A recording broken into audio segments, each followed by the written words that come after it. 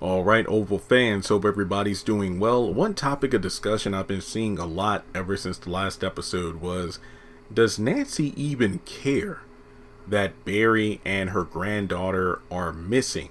I mean, mind you, Callie has been gone for at least several days at this point, if not a couple of weeks. And no, we're not getting into the messiness that is the timeline of Ruthless compared to the Oval. And Barry's been gone for more than 24 hours. But the question is whether or not she cares. I think obviously she does. It's just that there's arguably been a lot going on. And no, I still don't fully like Nancy as a character. I don't think there are many fans who do.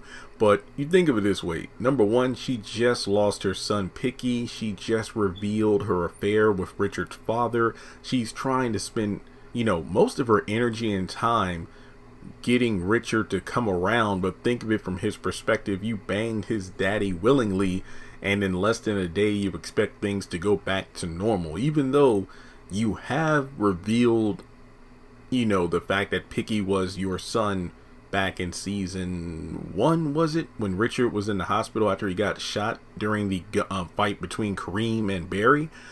But there's also the fact that Tally showed up again, killed herself in front of everybody. Of course, like I just said, Richard being shot. So I'd say that Nancy does care, and some fans have pointed out that maybe it's because characters like Barry have spent so much time trying to find her, and with Richard, looking after Barry the most, it seems like Nancy is being written to focus on the wrong things as opposed to the most important things. I mean, given the fact that yes, she's still to blame for Callie's abduction the most, because she was the one that allowed Ruth to come in, breaching the restraining order. But based on, if you've watched Ruthless, the Rakadooshi will get what the Rakadooshi want given time. Even if Nancy did not allow Ruth to come over, if the highest wanted Callie, then it was going to happen inevitably. It's just that Nancy sped up the process, unfortunately. But I do think Nancy does care, but like I just explained for the past couple minutes, there have been a lot of things going on. So Callie, I wouldn't say is low on the totem pole. It's just like when even law enforcement and other authorities aren't willing to help, then you're kind of having your hands tied. I mean, at least Secret Service Sam knows, but given the falling out he's had with Richard, and him and Priscilla aren't talking, on the verge of a divorce. And then, of course, the Nancy and Richard drama.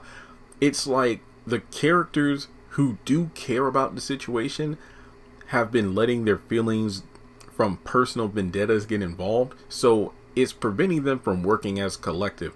Again, have and have nots comparison.